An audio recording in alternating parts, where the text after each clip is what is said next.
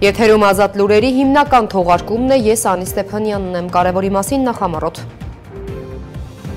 Հայ-ադրբեջանական բանակցությունների արդյունքում կողմերը համաձայնեցրել են խաղաղության պայմանագրի վերջին վիճելի երկու կետերը։ Փաշինյանը պատրաստ է խաղաղության, սակայն Ալիևը փոխզիջումների չի գնում։ BBC-ի հոդվածը հայ-ադրբեջանական պատերազմից հետո տեղի ունեցած զարգացումներին։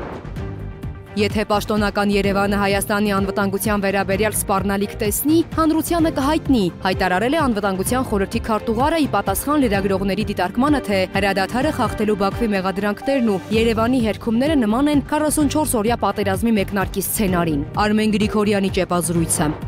Ադրբեջանական մամուլում տեղեկություններ են շրջանառվում, թե իբրև Հայաստանում անցկացվող պահեստազորայինների 25-օրյա վարժական հավաքները վկայում են այն մասին, որ հայկական կողմը պատրաստվում է պատերազմի։ Հայաստանի պաշտպանության նախարարության մեկնաբանությունը։ Ապրիլի 15-ից հուլիսի 15-ը պահեստազորայինների հերթական վարժական հավաքներ կանցկացվեն։ Գործադիրի մեկ այլ որոշմամբ Հայաստանը Օմանի սուլթանությունում դեսպանատուն կունենա։ Կայացել է կառավարության հերթական նիստը։ Սահմանադրության նախագծի տեքստը պետք է պատրաստ լինի մինչև 2026 թվականի ընտրությունները։ Լրագրողների հետ զրույցում ասել է Արդարադատության նախարարի տեղակալ Տիգրան Դադունցը։ Նա նաև տեղեկացրել է, որ սահմանադրական բարեփոխումների խորհուրդը չի լուծարվել։ Ես հրաժարական չեմ ներկայացնելու, բարձր ճակատով շարունակելու եմ քայլել Գյումրիում։ Շիրակի մարզպետն է հայտարարել, պնդելով քաղաքացիական պայմանագիրը չի պարտվել Գյումրիում։ Դավիթ Հարուշանյանի ճեպազրույցը։ Այս եւ մյուս նորություններին ծանոթացեք մեր հիմնական թողարկմանը Free News-ի եթերում։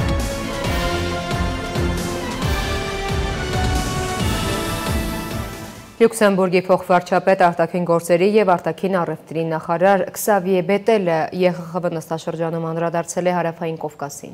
Նա հայտարարել է, որ Լեռնային Ղարաբաղից բռնի տեղահանված հայերի իրավունքները պետք է պաշտպանվեն։ Նրանց իրավունքները երաշխավորված են Մարդու իրավունքների Եվրոպական կոնվենցիայով։ Պետք է հարգվի նաեւ նրանց իրենց տներ անվտանգ վերադառնալու իրավունքը։ Շեշտել է Բետելը, նա նաեւ շնորհակալություն է հայտնել ԵԽ գլխավոր քարտուղարին այդ ուղղությամբ գործադրած ջանքերի համար։ Եվրոպական խորհրդի խորհրդարանական վեհաժողովում նաև կայացել է միեդ վճիռների կատարումը թեմայով քննարկումը։ Հայաստանի ազգային ժողովի պատվիրակության անդամ Արուսյակ Ջուլհակյանը հիշեցրել է, որ Իլհամ Ալիևը երեկ հայտարարել է, որ Ադրբեջանը մտադիր չէ կատարել միեդի որոշումները։ Արդյոք սա կարող է ընդունելի լինել մեզ համար? Չկատարված վճիռները խաթարում են կոնվենցիոն համակարգի հեղինակությունն ու գործունեությունը։ Հարկավոր է քայլեր ձեռնարկել վճիռների կատարման նոր մեխանիզմներ ներդնելու համար կամ դիտարկել պատժամիջոցներ ի հնարավորություն, ասել է Ջուլհակյանը։ ԵԽԽՎ-ում հայկական պատվիրակության անդամը Արմեն Գևորգյանն էլ հայտարարել է, որ Իլհամ Ալիևը արդեն տասնյակ հազարավոր հայերի զրկել է իրենց իրավունքներից, խայտառակ դատավարություններ է անցկացնում հայ բանտարկյալների նկատմամբ։ Այժմ էլ Ադրբեջանի քաղաքացիներին է զրկում Ստրասբուրգում արդարադատության իրավունքից։ BBC-ին հոդված է հրապարակել, որտեղ անդրադարձել է հայ-ադրբեջանական պատերազմին ու դրանից հետո տեղի ունեցած զարգացումներին։ Դրանում նշվում է, որ հայ-ադրբեջանական բանակցությունների արդյունքում կողմերը համաձայնեցրել են խաղաղության պայմանագրի վերջին վիճելի երկու կետը։ Ըստ հոդվածի հեղինակի Փաշինյանը պատրաստ է խաղաղության, սակայն Ալիևը փոխզիջումների չի գնում։ Հայաստանն ու Ադրբեջանը համաձայնեցրել են խաղաղության պայմանագրի վերջնական տեքստը, սակայն խաղաղությունը դեռ հեռու է։ Սկզբունքային հարցերի շուրջ տարաձայնությունները հարթել չի հաջողվել, եւ փորձագետները մտավախություն ունեն, որ իրավիճակից կօգտվի Ռուսաստանը, որպեսզի վերականգնի իր ազդեցությունը տարածաշրջանում։ Այս մասին ասվում է BBC-ի հրապարակած հոդվածում, որի հեղինակը հիշեցրել է, որ Հռոմի Ֆրանցիսկոս Պապը հավատացյալներին ուղղված ուղերձում հույս էր հայտնել, որ համաձայնեցրած խաղաղության համաձայնագրի վերջնական տեքստը կստորագրվի որքան հնարավոր է շուտ եւ դրանով իսկ կօգնի Հարավային Կովկասում կայուն խաղաղության հաստատմանը։ Նրա ոգևորությունը կիսեցին Ռուսաստանի արտգործնախարարության, ամերիկյան պետդեպարտամենտի, ՆԱՏՕ-ի, Եվրամիության, Իրանի եւ աշխարհի շատ երկրների պաշտոնական ներկայացուցիչները։ Երևանն ու Բաքուն հայտարարեցին, որ համաձայնեցրել են անգամ վերջին երկու վիճելի կետերը, սակայն Ադրբեջանի նախագահ Իլհամ Ալիևը ասել է, թե լրացուցիչ պայմաններ կան։ Խաղաղության պայմանագրի վերջնական տեքստը ստորագրելու համար Հայաստանը պետք է փոխի սահմանադրությունը եւ համաձայնի ԵԱՀԿ Մինսկի խմբի լուծարմանը։ Երևանը պատրաստ է զիջել, բայց մայր օրենքի փոփոխությունը պահանջում է հարաքվե անցկացնել, որի ելքը հնարավոր չէ կանխատեսել։ Փորձագետները նշում են, որ Հայաստանում եւ Ադրբեջանում դիտորդները մտավախություն ունեն, որ բանակցություններին կմիջամտի Ռուսաստանը, փորձելով վերադառնալ տարածաշրջան Կիևի հետ հրադադարի դեպքում։ Երևանը մինչև վերջին պահը փորձում էր միջոց գտնել 2020 թվականի պատերազմում իր պարտությունից հետո ստեղծված իրավիճակը շտկելու համար։ Հայ պաշտոնյաները սովորաբար երկար բացատրություններ էին տալիս այն մասին, որ հաշտեցման գործընթացը պետք է աստիճանական լինի, որպեսզի քայլ առ քայլ վստահություն կառուցեն, որը ժամանակի ընթացքում թույլ կտա հայերին եւ ադրբեջանցիներին բռնել խաղաղ գոյակցության ճանապարհը։ Հոդվածում ասվում է, որ Հայաստանը փորձում էր ստանալ ԵԱՀԿ Մինսկի խմբի համանախագահ երկրներ Ռուսաստանի, Միացյալ Նահանգների եւ Ֆրանսիայի աջակցությունը, որոնք ստեղծվել էին 1992 թվականին Ղարաբաղյան հակամարտության լուծման համար, բայց Ռուսաստանն ու Միացյալ Նահանգները չէին շտապում Երևանի կողմը բռնել,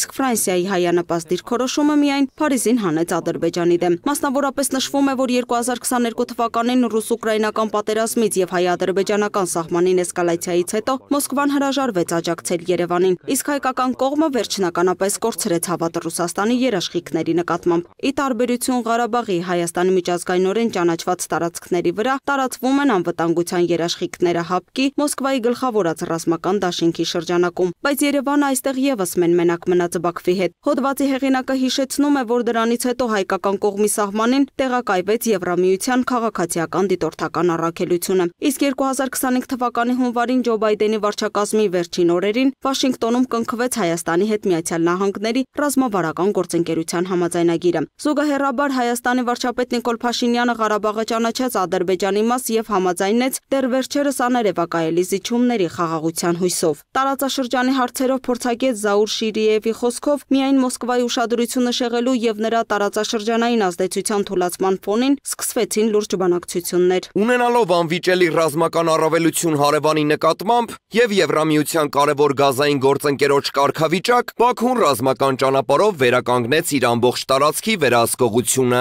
իսկ Ղարաբաղի հայ բնակչությունը վերադարձավ Հայաստան։ Դրանից հետո Հայաստանը շարունակեց համաձայնել Բաքվի պահանջներին։ Վիճելի է մնացել միայն երկու կետ՝ սահմանից եվրոպացի դիտորդներին հեռացնելու եւ միջազգային դատարաններից փոխադարձ հայցերը հետ կանչելու պահանջը։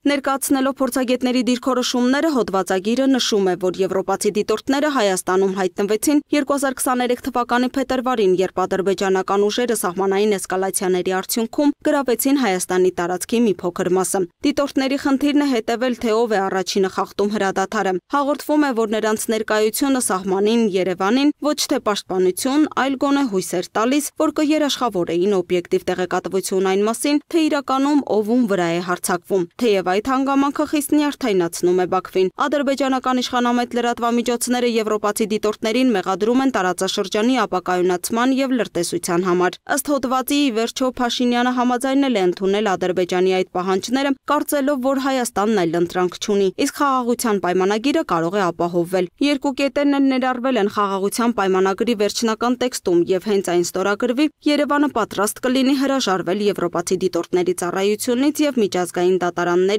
հետ կանչել հայցերը, բայց դիվանագիտական ոլորտում, ինչպես եւ մարտի դաշտում 5 տարի առաջ տեղի ունեցավ փոխատեղում, հիմա արդեն Հայաստանն է շտապում խաղաղություն կնքել, իսկ Ադրբեջանը ձգձգում է գործընթացը։ Լուսինե Գրիգորյան, Free News, Ազատ լուրեր։ Միացյալ Նահանգների նախագահ Դոնալդ Թրամփը Նովրուզի տոնի կապակցությամբ շնորհավորական նամակ է ուղարկել Ադրբեջանի նախագահ Իլհամ Ալիևին։ Ողջունում եմ այն քայլերը, որ ձեր երկիրը եւ Հայաստանը ձեռնարկում են տարածաշրջանում խաղաղություն հաստատելու ուղղությամբ։ Սպասում եմ համատեղ աշխատանքի, երբ մեր երկրները արագորեն կշարժվեն դեպի հաջողություն։ Միացյալ Նահանգները մնում է Ադրբեջանի ինքնիշխանության, անկախության եւ տարածքային ամբողջականության հետևողական պաշտպանը։ Ասվում է նամակում։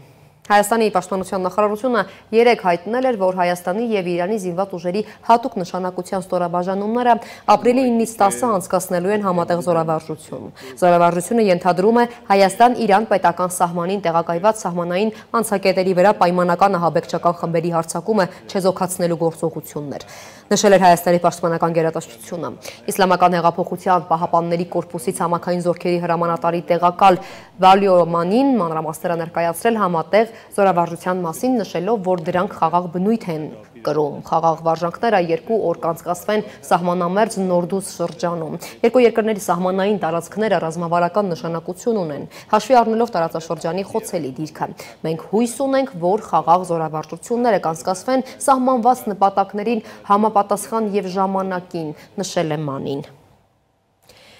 Եթե պաշտոնական Երևանը Հայաստանի անվտանգության վերաբերյալ սպառնալիք տեսնի, հանրությանը կհայտնի, հայտարարել է անվտանգության խորհրդի քարտուղար Արմեն Գրիգորյանը, ի պատասխան լրագրողների դիտարկմանը, թե հրադադարը խախտելու Բաքվի մեղադրանքներն ու Երևանի հերքումները նման են 44-օրյա պատերազմի մեկնարկի սցենարին։ Շաբաթներ շարունակ Բաքուն Երևանին մեղադրում է իր դիրքերը թիրախավորելու համար, Երևանն էլ հերքում է հրադադարը խախտելու Բաքվի պնդումները։ Այս նույն ընթացքում Սյունիքի, Գեղարքունիքի սահմանային բնակավայրերից հաղորդում են չդադարող կրակոցների մասին։ Հարցին թե սահմանին ադրբեջանական կուտակումների մասին Երևանը տեղեկություններ ունի, Գրիգորյանը պատասխանել է։ Եթե ինչ-որ ինֆորմացիա լինի, միանշանակ է, որ Պաշտպանության նախարարությունը ինֆորմացիա տրամադրելու է։ Սահմանային իրավիճակի հետ կապված Պաշտպանության նախարարությունը պարբերաբար տեղեկություն է տրամադրում, հերքում է նաև կեղծ ինֆորմացիան, բայց նաև ուզում եմ նշել, որ մենք շարունակում ենք աշխատել այն ուղղությամբ եւ մեր առաջարկը Հայաստանի Հանրապետության առաջարկը շարունակում է մնալ սահմանային միջադեպերի հետաքննության մեխանիզմի ստեղծումը եւ շարունակում ենք հրապարակային սրա մասին խոսել, աշխատել այս ուղղությամբ, որպեսզի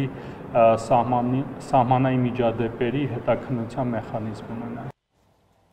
Հայաստանի պաշտպանության նախարարությունը մեկնաբանել է ադրբեջանական մամուլում շրջանառվող տեղեկությունները, թե Հայաստանում անցկացվող պահեստազորայինների 25-օրյա վարժական հավաքները վկայում են այն մասին, որ հայկական կողմը պատրաստվում է պատերազմի։ Պաշտպանության նախարարի մամուլի քարտուղար Արամ Թորոսյանը նշել է, որ Հայաստանում պահեստազորայինների վարժական հավաքներ մշտապես անցկացվել են, արտառոց ոչինչ չկա։ Դրանք որևէ ագրեսիվ ենթատեքստ չունեն, զինված ուժերի բարեփոխումների եւ պահեստազորում հաշվառված քաղաքացիների պատրաստության բնականոն մաս են կազմում, որը բնորոշ է բոլոր երկրներում պաշտպանության կազմակերպման պարտադիր գործընթացին, հավելել է Թորոսյանը։ Իդեպ ապրիլի 15-ից հուլիսի 15-ը պահեստազորայինների հերթական վարժական հավաքները կանցկացվեն։ Որոշումը ընդունվել է կառավարության այսօրվա նիստում։ Գործադիրի մեկ այլ որոշմամբ Հայաստանը Օմանի Սուլթանությունում դեսպանատուն կունենա։ Նստավայրը կլինի Մուսկատում։ Նիստում քննարկվել է նաև ֆիլմարտադրության ոլորտում փոփոխություններ նախատեսող նախագիծը։ Օրակարգային հարցերի շարքում է եղել նաև խելացի անասնաշենքերի կառուցման կամ վերակառուցման եւ դրանց տեխնոլոգիական ապահովման աջակցության 2025-2028 թվականների ծրագրերը։ Մանրամասները ներկայացվող տեսանյութում։ Գործադիրը փոփոխություններ կատարեց ֆիլմարտադրության ոլորտում ներդրումների մասնակի վերադարձը տրամադրելու, մերժելու եւ դադարեցնելու կարգում եւ պայմաններում։ Առաջարկում ենք, որ այս նախագծով օտարերկրյա ֆիլմարտադրողները, այդ թվում նաև հայաստանյան ֆիլմարտադրողների հետ համատեղ արտադրությամբ ֆիլմ նկարահանելու պարագայում, Հայաստանի Հանրապետության տարածքում ֆիլմարտադրության նպատակով ներդրված դրամական ծախսերի շրջանակում կարող են հայտ ներկայացնել եւ որոշմամբ սահմանված պայմաններով ու ձևաչափով հետ ստանալ ներդրումների մի մասը։ Անհրաժեշտ է, որպեսզի ներդրումների մասնակի վերադարձի համար ֆիլմարտադրության հետ անմիջականորեն կապված ապրանքները, ծառայությունները ու աշխատանքները ձեռք բերվեն Հայաստանի Հանրապետության ռեզիդենտ, հարկեր վճարող կազմակերպություններից եւ անհատ ձեռնարկատերերից։ Ըստ Փաշինյանի այս հնարավորությունից կարող են օգտվել նաեւ տեղական կինոարտադրողները։ Նախագիծը նաեւ հնարավորություն է տալիս տեղական կինոարտադրողներին, որպեսզի նրանք գործընկերության մեջ մտնեն, այսինքն սա ըստ էության ակտիվ է նաև նրանց ձեռքում, որպես համաներդրում ըստ էության, որպեսզի իրենք կարողանան գործընկերային հարաբերություններ հաստատել պոտենցիալ գործընկերների հետ։ Կառավարությունը համապատասխան ծրագրով մտադիր է շարունակել ժամանակակից տեխնոլոգիաներով գործող խելացի անասնաշենքերի հիմնմանն աջակցելու պետական քաղաքականությունը եւ ընդլայնել շահառուների շրջանակը, որոնց կտրամադրվեն մատչելի ֆինանսական ռեսուրսներ։ 2025-ից 29 թվականների տավարաբուծության զարգացման ծրագրի շահառուները կստանան փոխհատուցում 25 գլուխ եւ ավելի տոհմային խոշոր եղջերավոր կենդանիների համար փաստացի վճարված գումարի 40%, իսկ մինչեւ 24 գլուխ խոշոր եղջերավոր կենդանիների համար 30%, բայց ոչ ավելի քան 1 միլիոն դրամ յուրաքանչյուր կենդանու հաշվով։ Եթե նախկին ծրագրում 40-ից 45 խոշոր եղջերավոր կենդանու համար կառուցվող անասնաշենքը գնահատվում էր 35 միլիոն դրամ, ապա առաջարկվող նախագծում այն գնահատված է 46 միլիոն դրամ, որի 50%-ը համաձայն ծրագրի ֆերմերները կարող են հետ ստանալ փոխհատուցում, այսինքն 23 միլիոն դրամը նախկինում 17.5 միլիոն դրամի փոխարեն։ Նշեմ, որ սահմանված է արտոնյալ պայմաններ սահմանամերձ բնակավայրերի, կոոպերատիվների եւ սոցիալական որոշ խմբերի համար եւ սահմանվել է այստեղ 70%-ի ծախսերի փոխհատուցում։ Վերակառուցման համար փոխհատուցման չափաբաժինը սահմանվել է 25%, իսկ սահմանամերձ բնակավայրերի համար այն 45% է։ Վարչապետը կրկին հիշեցրեց, որ ամենափոքր սեգմենտին աջակցելու կառավարության բոլոր փորձերն անհաջողության են մատնվում։ Այստեղ սովորական լուծումների տրամաբանությունը չի աշխատելու։ Մենք պետք է հասկանանք, ինչ պետք է անենք, որովհետև այդտեղ մենք լուծումներ չունենք եւ ես կարծում եմ, որ այդտեղ սովորական լուծումների տրամաբանությամբ մենք չենք առաջնորդվելու։ Ընդ որում այս փակուղին զգացվում է եւ զգացվում է շատ տեղերում։ Ըստ վարչապետի այս ամենի միակ պատճառը գիտելիքի պակասն է, ընդ որում ոչ միայն քաղաքացիների, այլև հենց պաշտոնյաների։ Մենք մինչև հիմա չգիտենք, խնդրեմը չգիտենք։ Մենք դեղա, որ լցնում ենք բուժառոյի վրա, բայց չգիտենք ինքը ինչից է բողոքում, ինչ հիվանդություն ունի, ինչի կարիք ունի, ինչն է իր խնդրեմը։ Եվ մեր ամբողջ պետական ինստիտուտները մնացել են չգիտեմ 0 դասարանում, որովհետև էլի եմ ասում, կներեք, ինչի մարդ եմ ես էլ օրվա չգիտեմ որն է, ասենք ինչի, այդ ուրիշ բան, այդ քաղաքական հարց է։ Բայց ինչի ոչ մեկը տեղ չի կանգնում, ինչի դրա մասին զեկույցը չի գալիս, ասում ոչ ձեզ, ոչ ինձ։ Ինչի չի գալիս։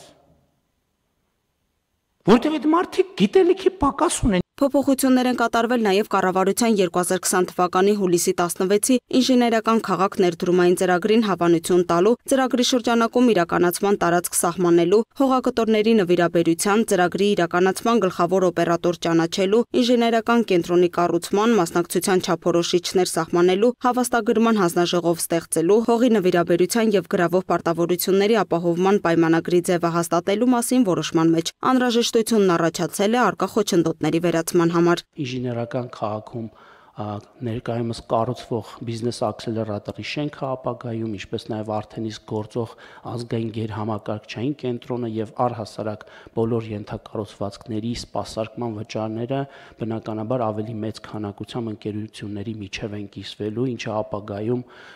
ուրեմն մեզ համար կարևոր է հնարավորինս ինքնաբավ դարձնելու քաղաքը։ Այս պայմանությամբ բարձր տեխնոլոգիական արդյունաբերության նախարարությունը հաշվի առնելով, որ ընկերությունները դեռևս նոր են կառուցում իրենց շենքերը եւ որոշակի փոխհատուցում է այդ ծառայությունները, սակայն այն հստակ ուղերձով, որ քաղաքը երբ սկսի ամբողջ թափով աշխատել, մենք ըստ էության ավարտելու ենք այս ծրագիրը եւ այն ինքնաբավ պետք է լինի։ Գործադիրի որոշմամբ Հայաստանում ապրիլի 15-ից մինչև հուլիսի 15-ը պահեստազորայինների վարժական հավաքներ կանցկացվեն։ Այն պայմանավորված է պահեստազորի առաջին խմբում հաշվառված շարքային, ենթասպայական եւ սպայական կազմերի, պահեստազորայինների ռազմական հմտությունների կատարելագործման, վերապատրաստման եւ պատրաստման անհրաժեշտությամբ։ Լուսինե Գրիգորյան, Free News, Ազատ լուրեր։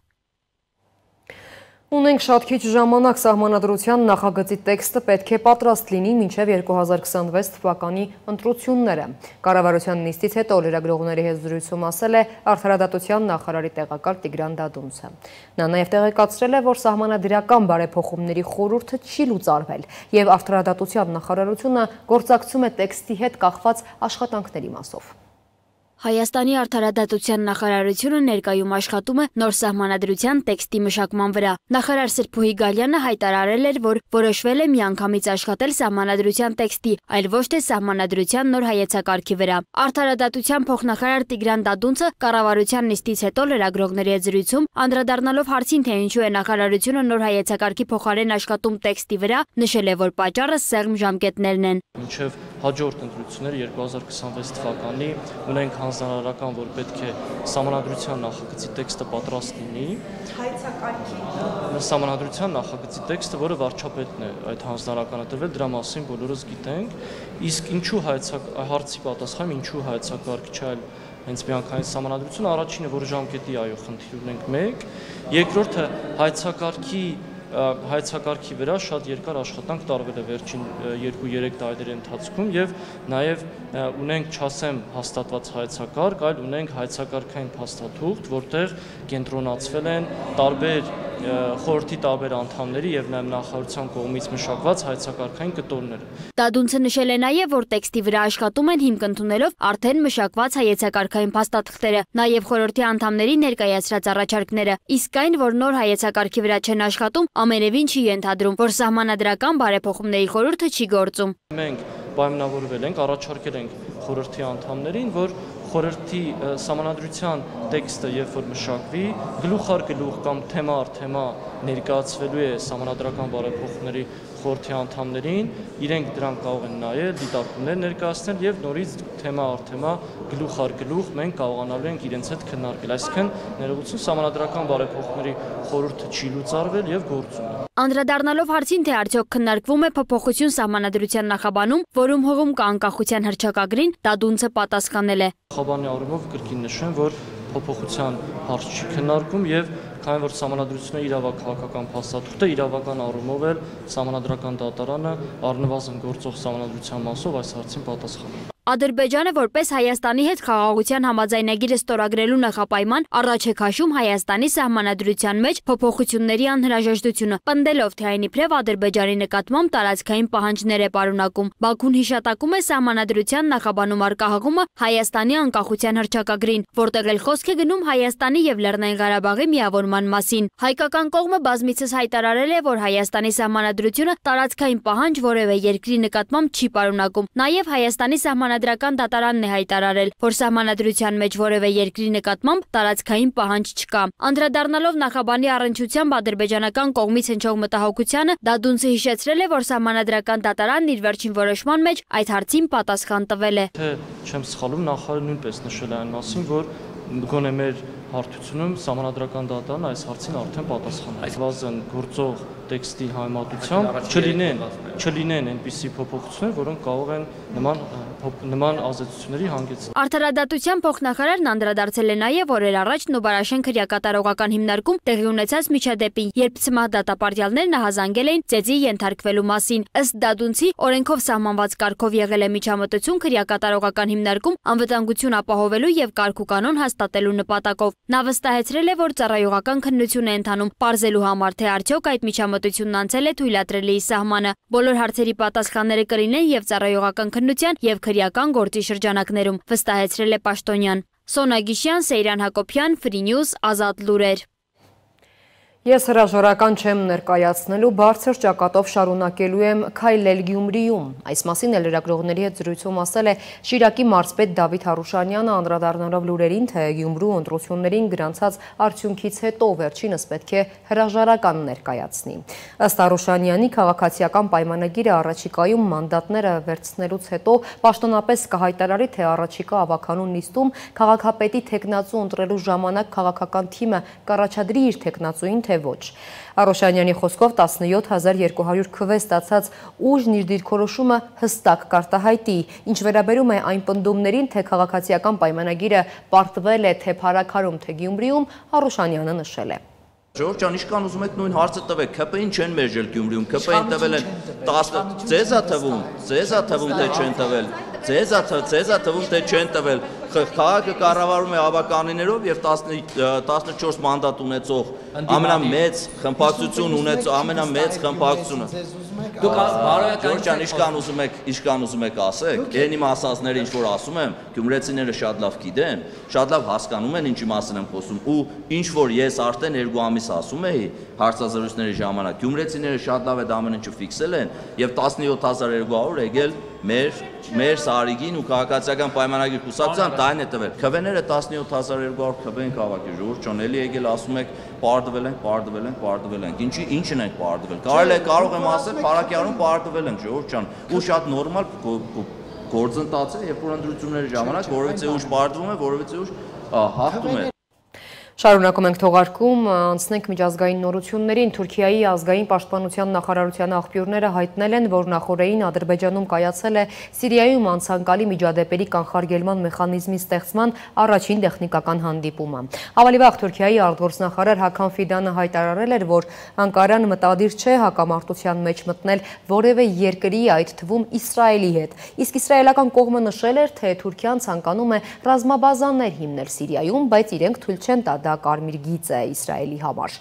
Իդեպ իսրայելական պատվիրակությունը Թել Ավիվ է վերադարձել, օգտագործելով Բուլղարիայի եւ ոչ թե Թուրքիայի օդային տարածքը։ Այնուամենայնիվ Նեթանյահուի գրասենյակը շնորհակալություն է հայտնել Իլհամ Ալիևին Բաքվում Թուրքիայի հետ հանդիպում կազմակերպելու համար։ Մյուս նորությունները տեսաշարով։